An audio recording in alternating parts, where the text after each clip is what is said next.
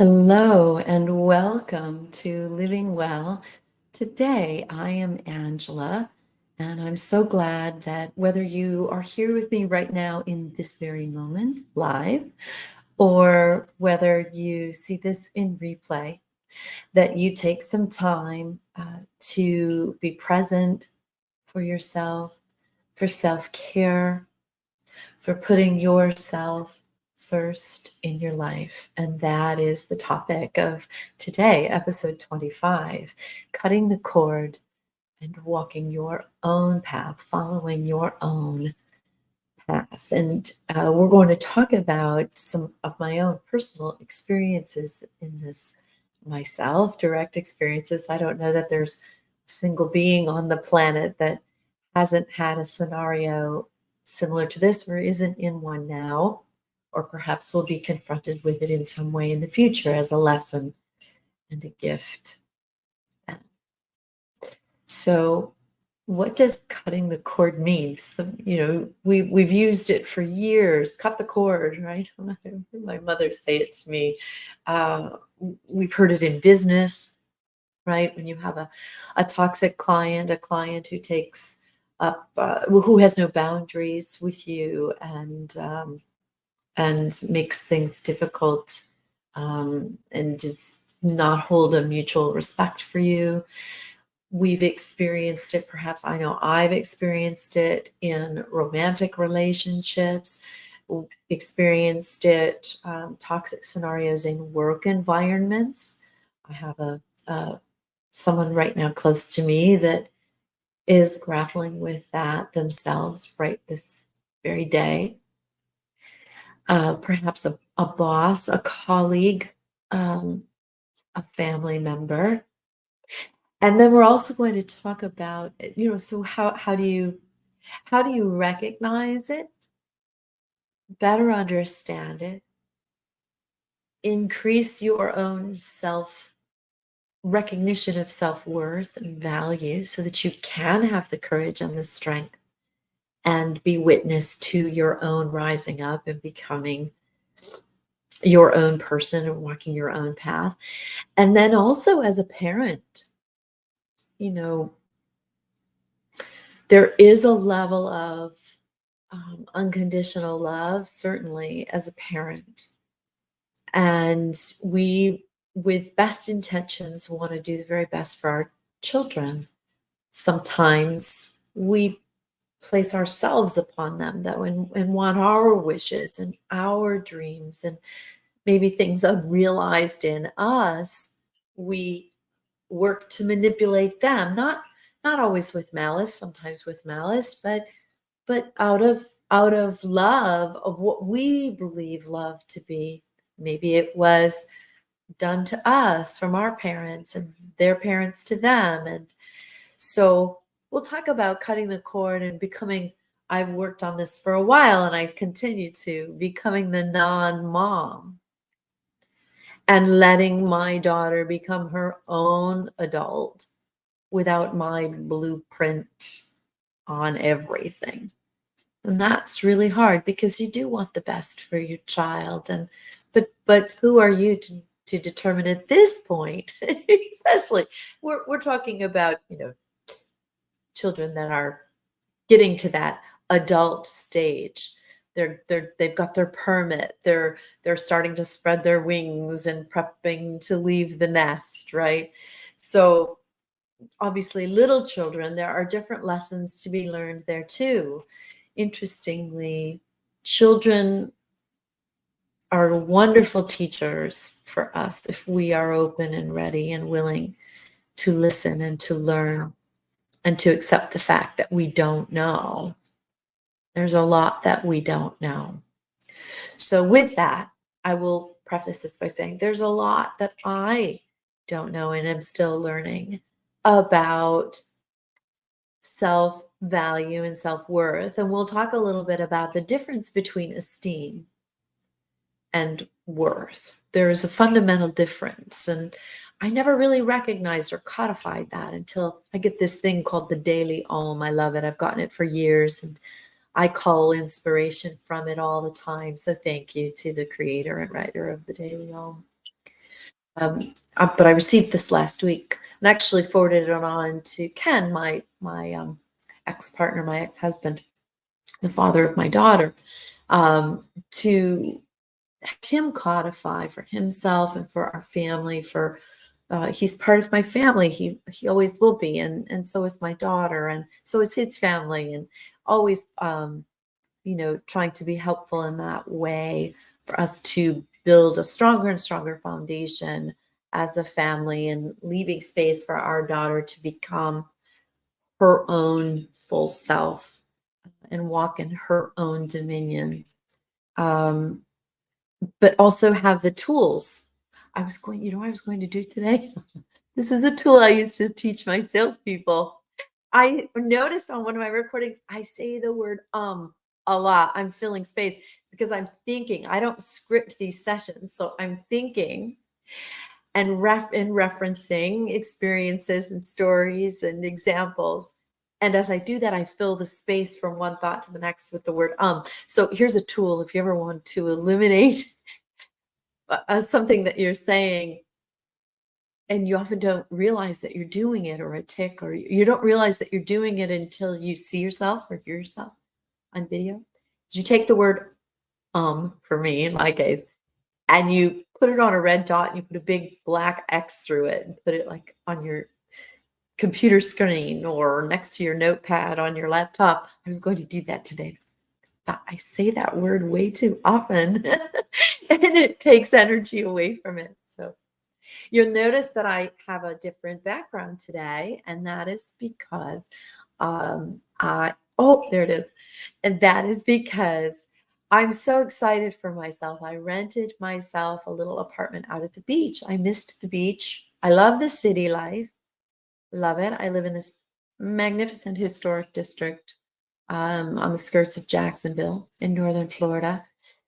And I missed the energy of the ocean. I missed being close here to the waves and the sand, and just completely different energy and vibe and openness and quietness in some ways than the other home has. So I didn't buy something. I had looked at that for a while and I thought, oh, there's lots in the works and lots of movement going on and in the world. So I think for right now, I think for me, financially and otherwise, the little apartment, little pied a terre works. So that's why you see this different background. So I'm very excited to be sharing this space with you and saying hello from here today.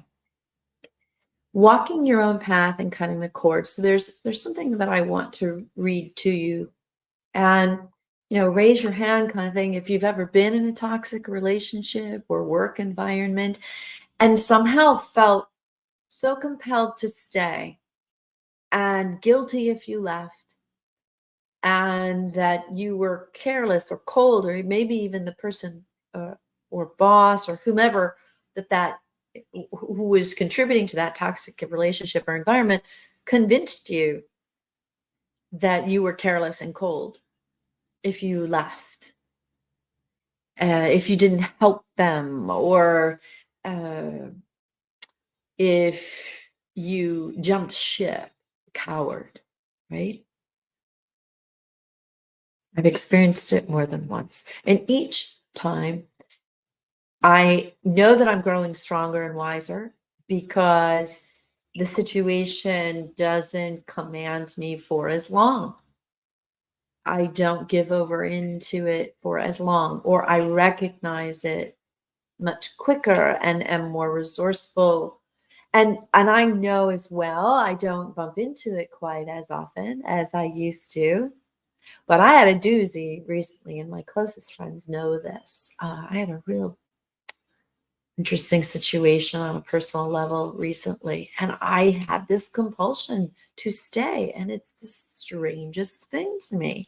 So I've really been examining why did I feel so compelled to stay in a relationship where it was really toxic, in the sense that would be super loving for a little bit, and then like a Dr. Jekyll, Mr. Hyde scenario, and an example of a trauma bond when someone in your life the emotions switch super quickly.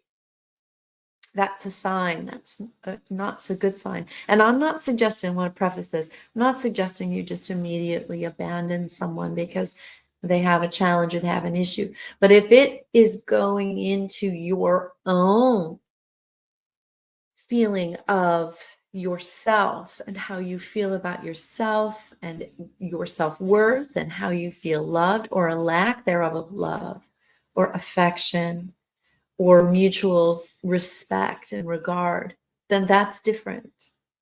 And then that's something to really examine. And that's the type of relationship we're talking about today. So I'd like to read something to you that I wrote down. And by the way, yesterday was the first official day of spring. Equinox meaning equal night, equal night. The daytime and nighttime is the equal amount. It's spring equinox, first day of spring. So this is a wonderful time to plant new seeds. We're entering into a new season of life on this planet altogether. And it's a wonderful time to set new intentions. Hit the refresh, renew button and set new intentions for your own self-worth and recognition of your own value, which inherently is yours. You were born with it. Let's talk quickly about the difference between self-esteem and self-worth. And this I love, again, I attribute to Daily Om. Self-esteem is in any given moment how you're feeling about yourself right then and there. It's a passing kind of thing. People think self-esteem is this constant, that it's not. It's more of a function of your own confidence in that particular moment. How you are confident or lack thereof of your own confidence, your own esteem in that moment. Worth or self-worth is a much longer, lifelong, really, perception of yourself. And you are born, you are a child of God, child of this universe. You are born with all the worth, all the worth, all of it, forever and ever and ever. And we forget that through time, through parents and circumstances and husbands and wives and abusive scenarios or media, government. We forget our own dominion, our own worth, our own self, inherent worth as a human being. And so that worth is vital. That perception, your perception of your own worth, that you are enough and that you are loved and that you are worthy, worthy to receive. And this is a big thing that's attached to these relationships that are no longer serving us, that are maybe never served us, with the exception of showing us our own self-worth and letting us decide and make that decision and cultivate courage. You do not build muscle without scenarios that show you you can be strong. That's how it works. So here's what I want to read.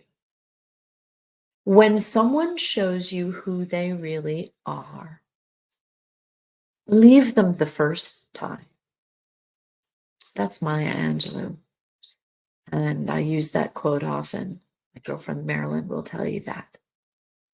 When someone, I want you to slow that down and really take that in. When someone shows you who they really are, believe them the first time. A tendency can be to dismiss, to minimize, rationalize, make an excuse for why that person lashed out at you. And hey, we all get triggered, but if a recognition doesn't come from that person, an apology, a sincere, heartfelt apology,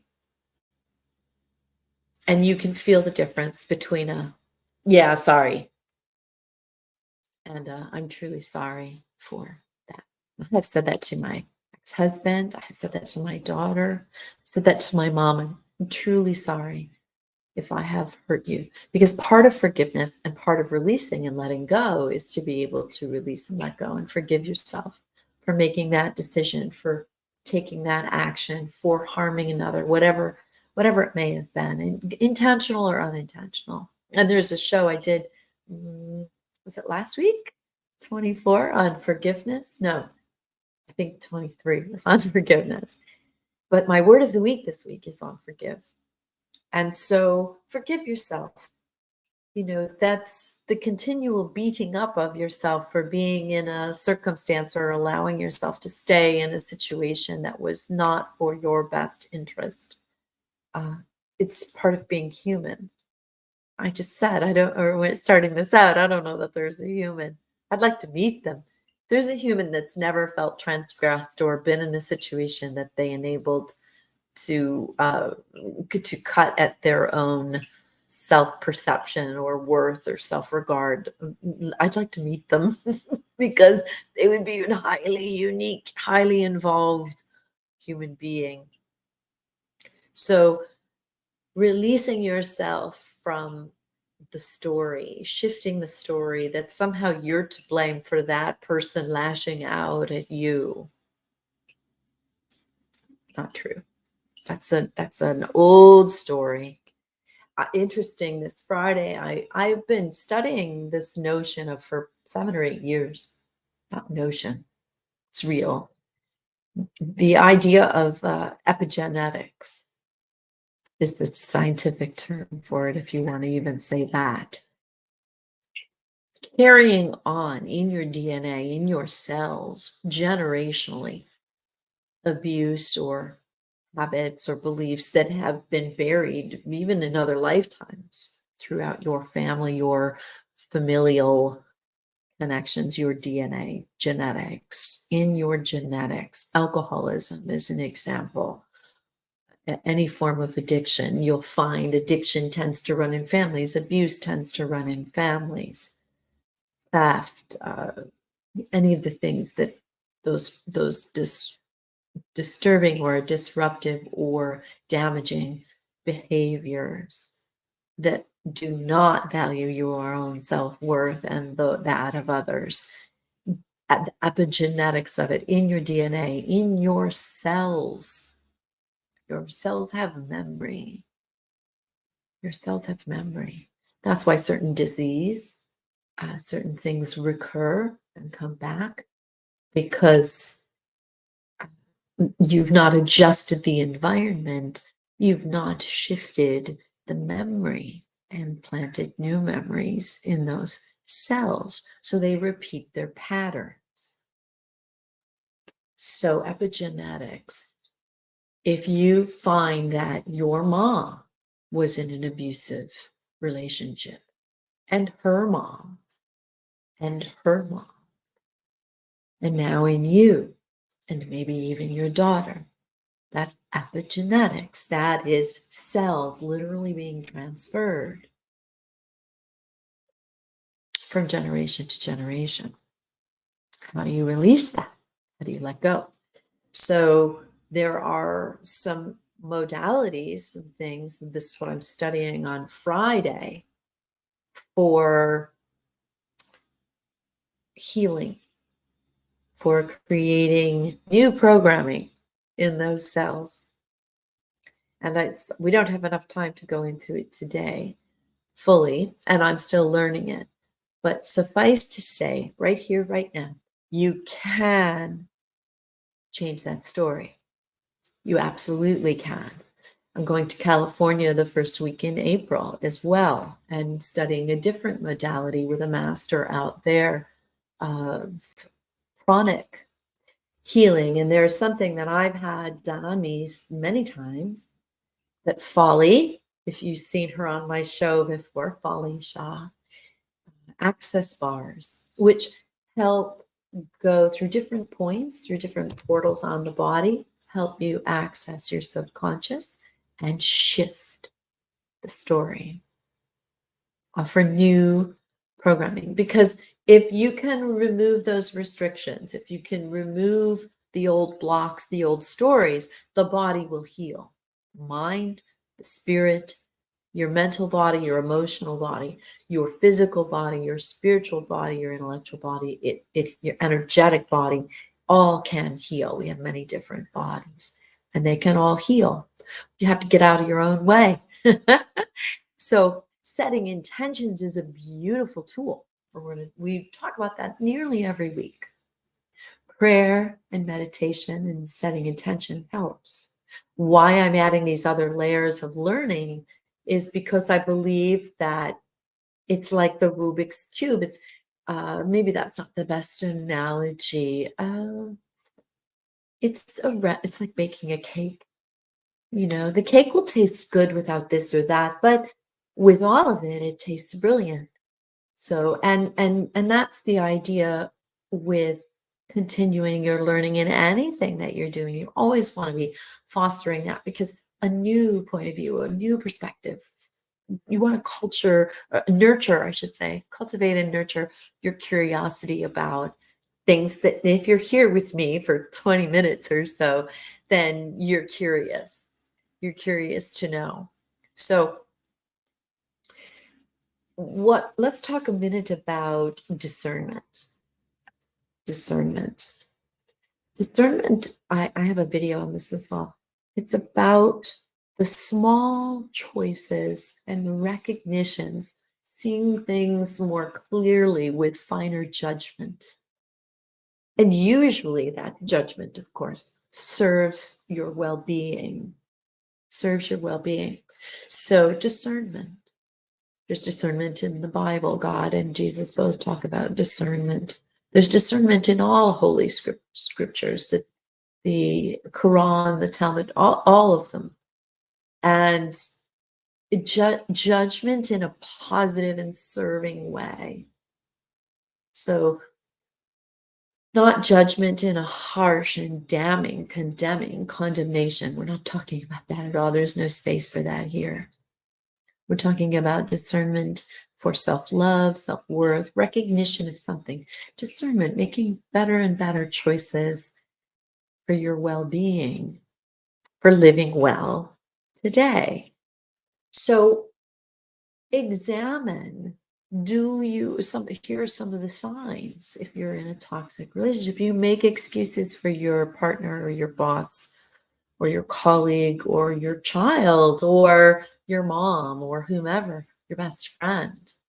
You make excuses for their behavior. Someone else, well, we say, why is it so easy for someone else to see the situation so clearly? Because if you're in it, you're up so darn close to it and you're so attached to it. It's being able to step back from something to see more clearly, not lean in and get closer, but to have a broader view of things, a bigger picture.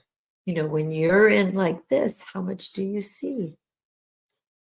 So we're talking about widening your picture for a moment and examining, does this happen? You make an excuse. Someone else says, wow, that was pretty rough. Wow, why are they acting that way? I wouldn't let them treat me like that. Well, they were having a bad day again. Well, he was good yesterday. Well, he's funny and he's just stressed out right now. Is that a pattern?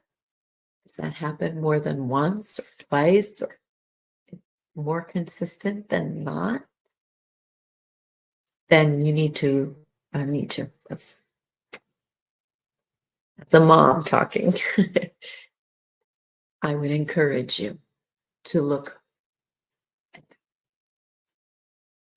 and ask, is that really true? And do I really want to be the excuse maker for this person's behavior any longer? Is that my job? It's not your job. Your job is to tend to you, to your own garden and your own beauty and becoming. That's it.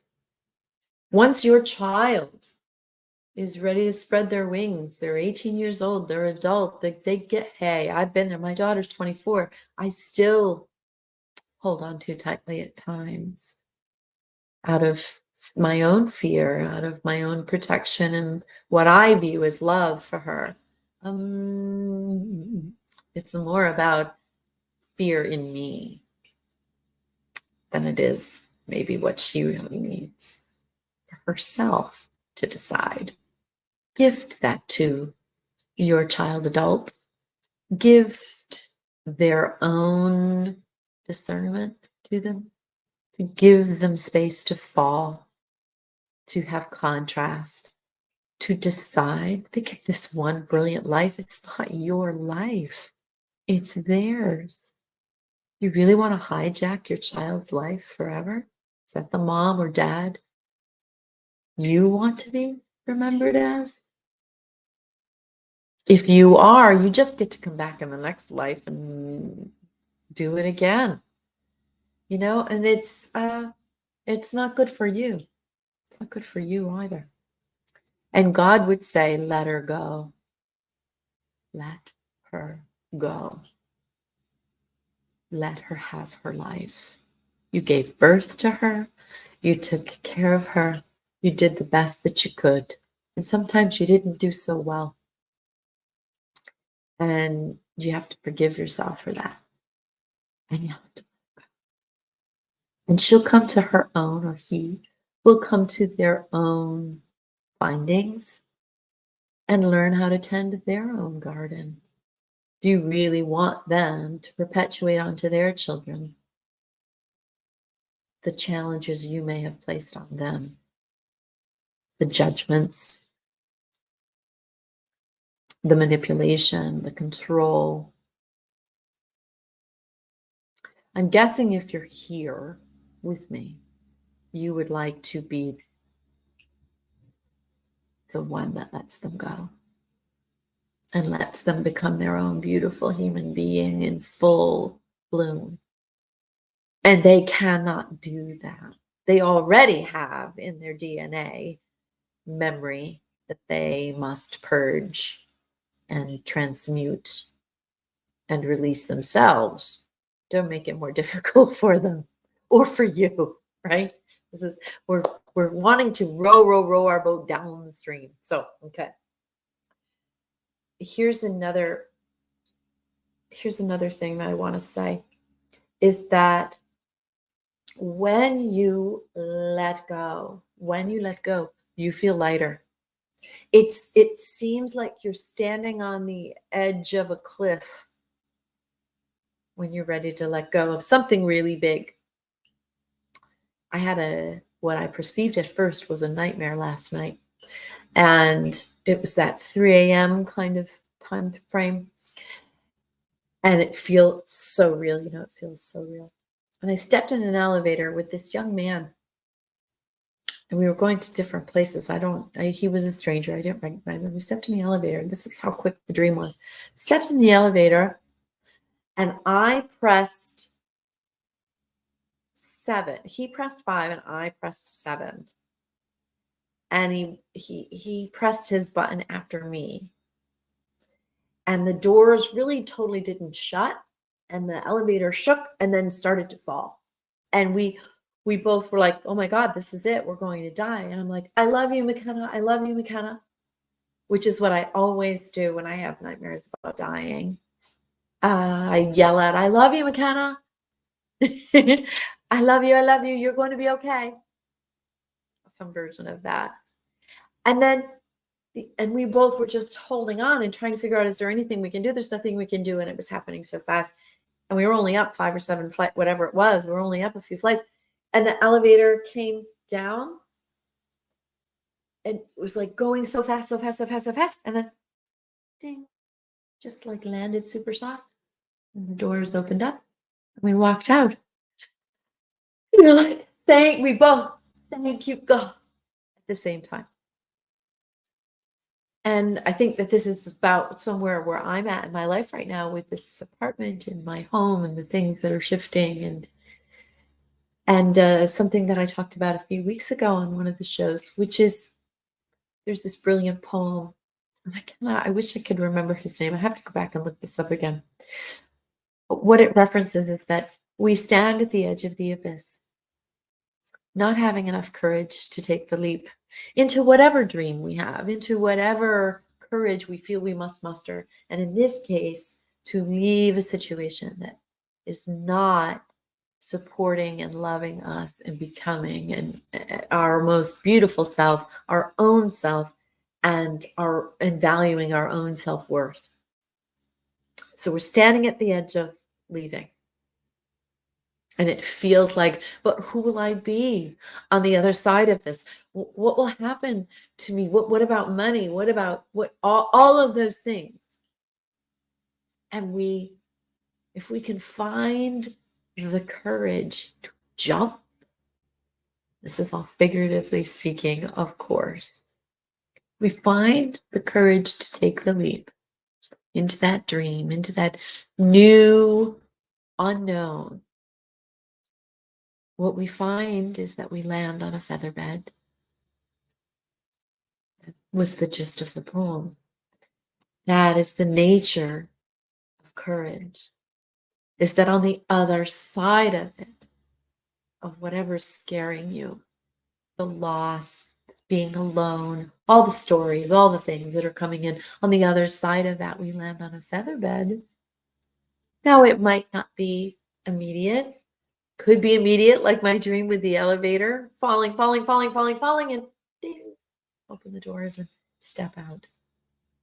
Could be that easy. Could take a bit too, depending on how many pickup sticks you have entangled with it. My promise to you is that it is a feather bed. On the other side of those feelings, on the other side of that courage, that bravery, is beauty waiting for you. It's like the story that I shared about the home that has all of the rooms in it. And one room, you keep the door closed and you're not brave enough to go in there. You don't want to see what's behind the door. So you live in this other space. You live in the smaller space. And one day you just finally get the courage to open that door. And what you discover is this beautiful garden on the other side with deck and gorgeous views, maybe a pond, all this beauty. So let us say a prayer. And I really want to take a moment. I looked this up and I practiced this, and it's important for me too, for where I am at, just having come out of a scenario where it was not so healthy not so good for my betterment, for my well-being. Here is the prayer. Okay. And we talked about discernment. God, I ask you for your wisdom in navigating this situation. Grant me the discernment to understand your will and the courage to take the steps that honor you and protect my well-being. Amen. So it is. And you can replace that with universe, collective consciousness, Allah, whatever works for you. And it's similar to the serenity prayer, which I use often. I do any kind of energetic work with my daughter. I'll say the serenity prayer. There's a feather. That's lovely. There's a feather floating in front of me. Where did the feather come from? The serenity prayer. God, grant me the wisdom. Oh, I'm sorry. I was caught up in the feather.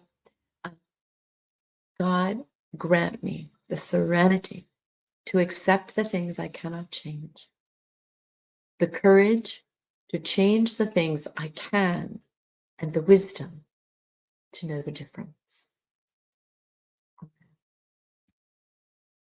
So, friends, I'm always available to reach out via email, bloom like the flower, BLOOM, at AngelaMoonan, MOONAN.com. I have a YouTube channel that maybe has some helpful videos on there for you. I well, has many videos. Maybe they'll be helpful for you. I know I even laugh, I giggle, I go back and watch some of my own videos as reminders, as supportive tools. Hearing my own voice helps me deepen the lesson for me.